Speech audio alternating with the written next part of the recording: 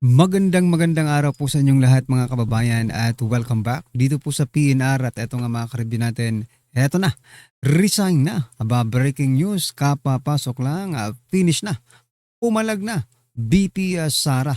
Ayan mga kababayan, patungkol po riyan ang ating alamin at bibigyan ng reaksyon sa video ito. Pero bago po natin simulan yan mga kababayan, palike naman po ng video ito, malaking tulong po yan. Maraming salamat po at eto nga mga karibyo natin, simulan na po natin to. Kasi ganyan naman yung mga yan eh. Alam mo, yung mga congressman na yan, mga negosyante yan. Totoo lang, pera-pera lang ang karamihan dyan. Pera-pera lang. Correct. Hindi napagbigyan. Ano ngayon, nung may pagkakataon siyang gumanti, nagulat nga ako nung lumabas siya doon sa kita ko. Sabi ko, bakit? Naku. Bakit siya nandyan? Gusto niyo ng clue? O sige. May letter F sa kanyang pangalan. Na congressman. Hindi ko dalang sasabihin ko sino. Bahala na kayo mag-isip. Delicates. Kasi nga, hindi nakinabang yan sa panahon ni Pangulong Duterte. Ang daming nilapit niyan kay Bongo tsaka kay PRRD. Hindi pinagbigyan. Ayan ngayon, ang tindi ng banat niya. Panoorin natin tong balitan to, ha? May plano raw ngayon na So yan mga kababayan, bago po natin i-play yan mga kababayan, gusto ko lang pong ito, share natin tong yan, nasa screen natin. No?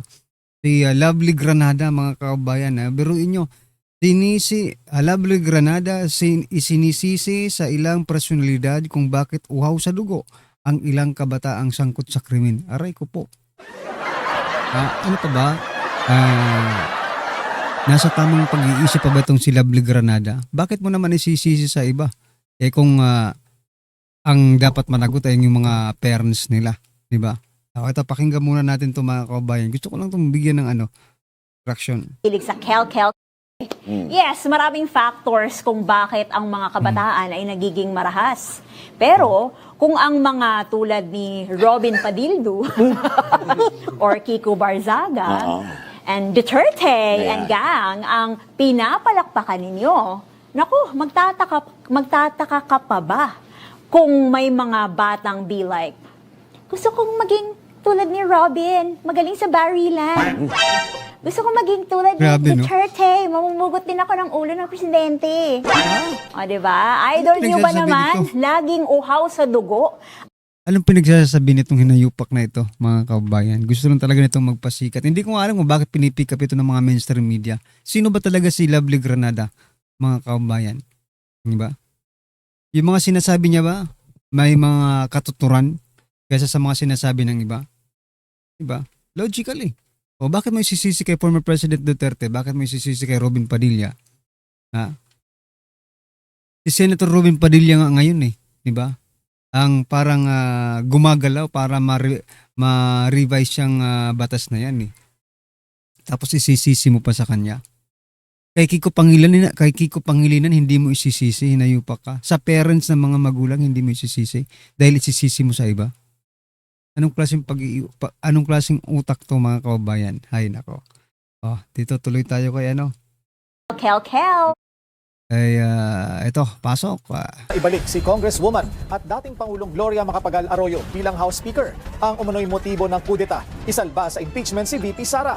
Narito ang exclusive agenda report ni Isaiah Mirafuentes ng Abante.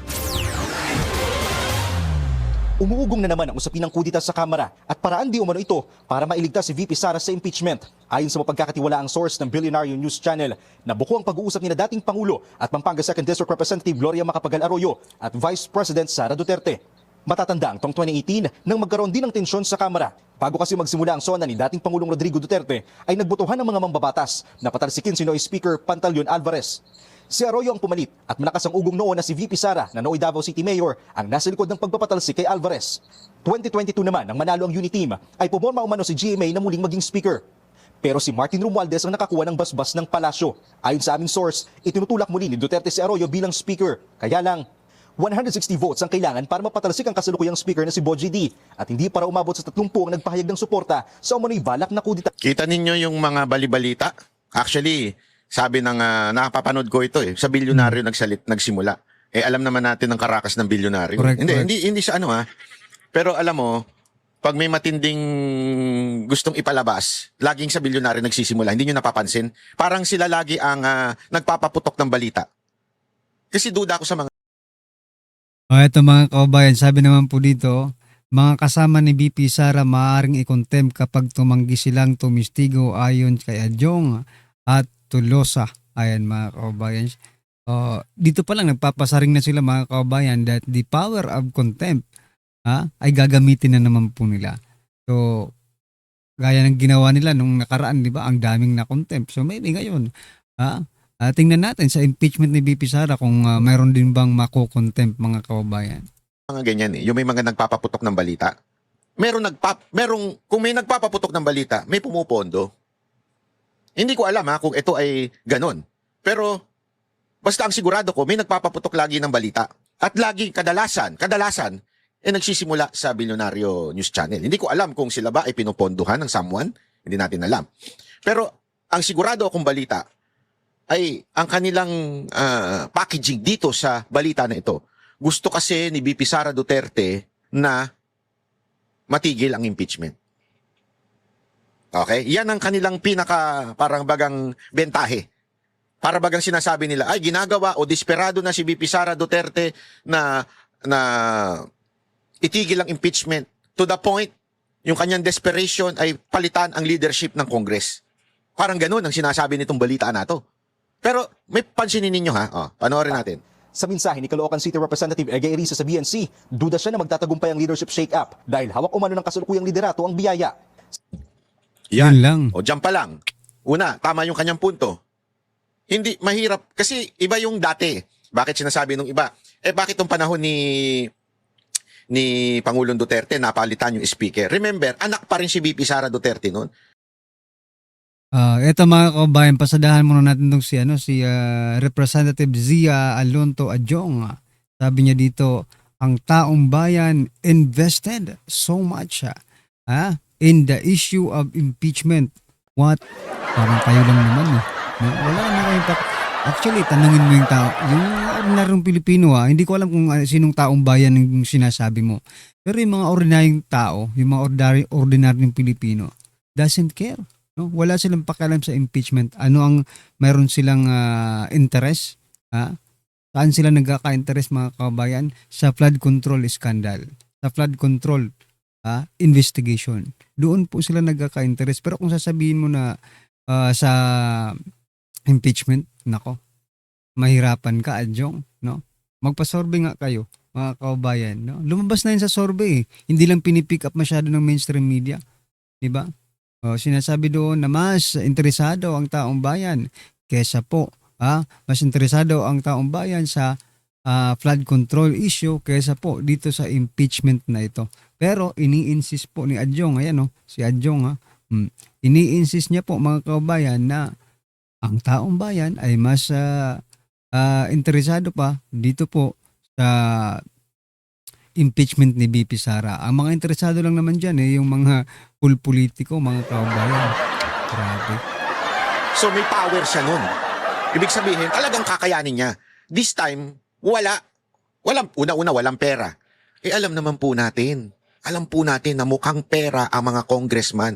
Whether you like it, you deny it, or not, bahala kayo pero sigurado tayo dyan. Pera-pera ang mga congressman. Pag wala kang pera, hindi aandar ang mga panukala dyan, mga proposal dyan. Walang galawan dyan pag wala kang pera. Mukhang pera ang mga congressman. Sabi naman ni Cagayan de Oro Congressman Rufus Rodriguez na tila umabogado kay VP Sara noong huling impeachment hearing, wala raw siyang narinig tungkol dito.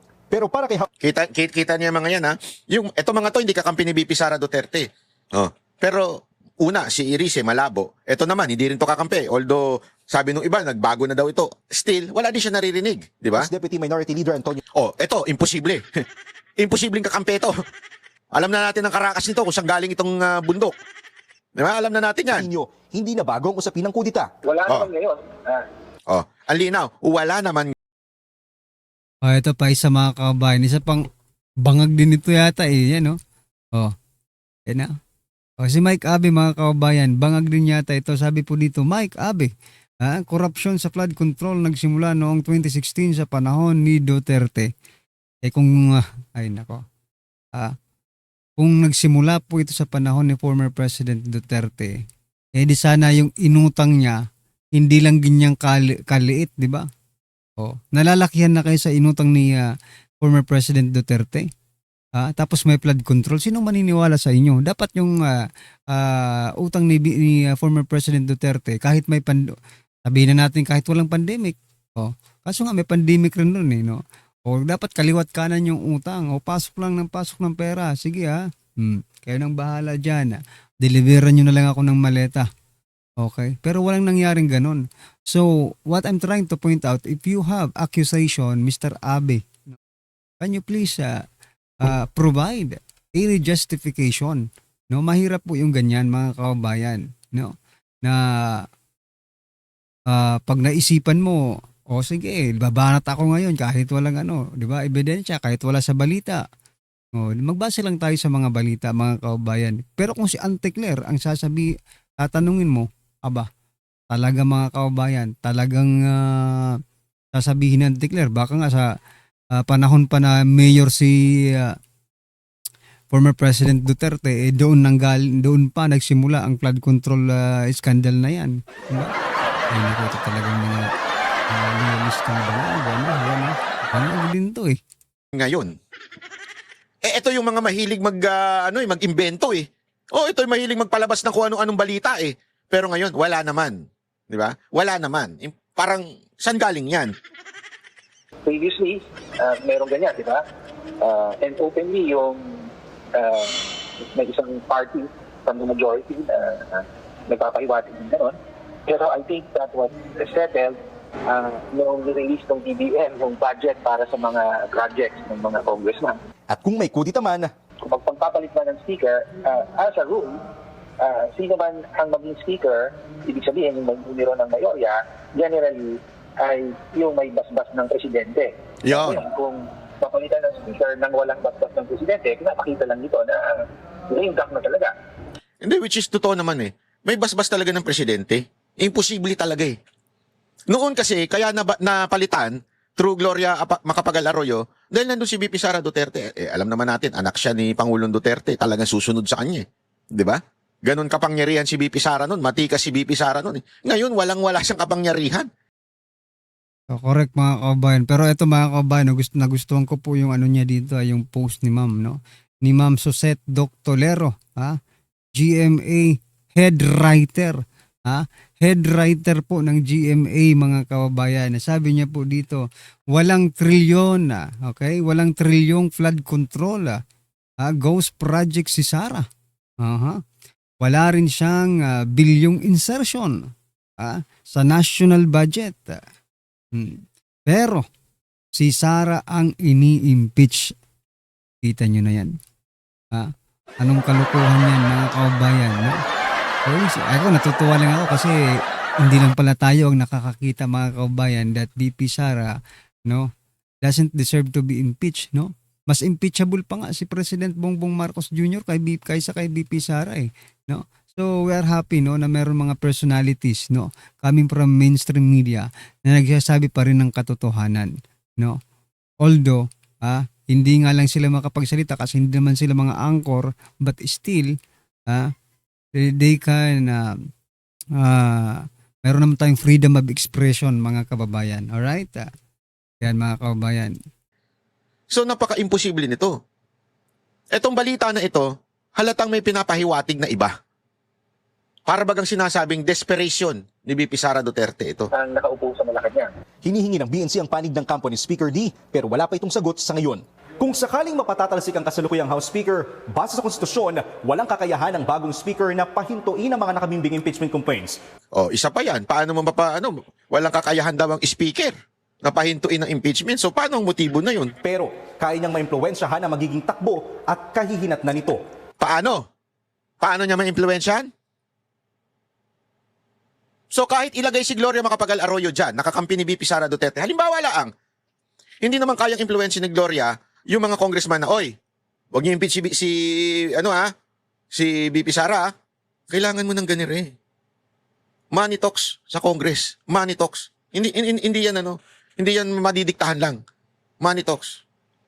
Pero, isa pang maaaring maka-impluwensya sa kanila ay yung announcement ni VP Sara Duterte na tatakbo siyang Pangulo. Yun. So, it has nothing to do with the speakership. Naintindihan ho natin? Kasi even if mapalitan ng speaker, kung walang pera yung speaker, na, again, saan ba nanggagaling ang pera? Sa executive. So napakalabo nung eksena. Sa tingin ko lang ho ito ha, napakalabo ng eksena na palitan for the sake of the impeachment. Etong Speaker of the House. Napakalabo para sa akin. Ito isa na namang diversion na ginagawa nila para mawala sa pagiging inutil ni BBM pagdating sa issue ng gas. Yan ang totoo. Kasi nga alam mo, sa totoo lang, ngayon, marami talaga ang naghahanap sa Pangulo. Kasi yung mga lumalabas na video, una yung isa, 'di ba, yung nagsama sila ni Claire Castro. Marami nagsasabi na tila ito daw ay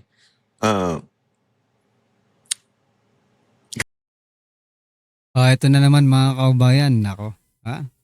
Marcos admin proposes 7.2 trillion budget for 2027 to receive growth. Ayan na. Basahin niya natin ito mula sa Manila Bulletin. The Marcos administration is proposing a record 7.2 trillion national budget for fiscal year 2027, an increase of 6% over the current year. As the government seeks to counteract an economic slowdown triggered by geopolitical conflict and domestic spending scandal. Ayan mga kaubayan, no?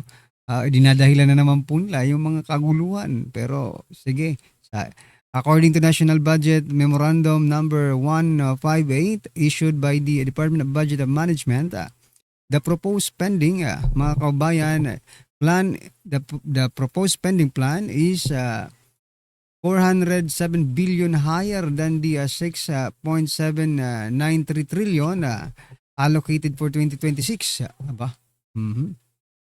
21.7% of the country's gross domestic product GDP, which economic planners estimate will reach 33.23 trillion pesos that year. Ayan mga kaubayan, mag-focus tayo dito sa 7.2 trillion. Grabe ito mga kaubayan, di ba? Saan naman kaya nila gagamitin to? Di ba? 2027, 2028 is election na. Ano ba ito? Parang may naaamoy tayong hindi maganda dito mga kaubayan. green screen. Pansinin niyo yung video, parang green screen. Ibig sabihin ng green screen, yung pinapalitan yung likod, yung sa CapCut, mga ganun.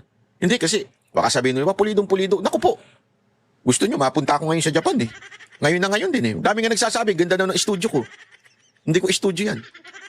Kasi kayang-kaya yung mga magagaling talaga. Ako, hindi pa nga ako magaling dyan eh.